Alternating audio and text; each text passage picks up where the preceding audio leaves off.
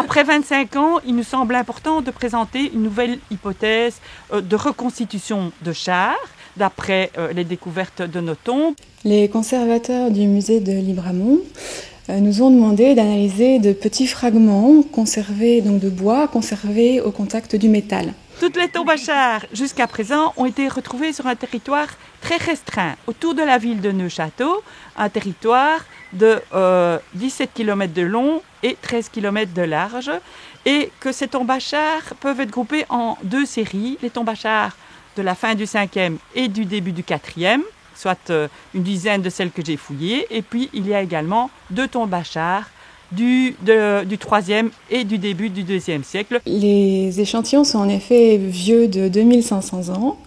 Ça paraît très vieux par rapport à notre échelle d'humain, enfin, la vie d'un homme, mais en fait, l'âge de ces bois n'est pas tellement important par rapport à l'état de conservation.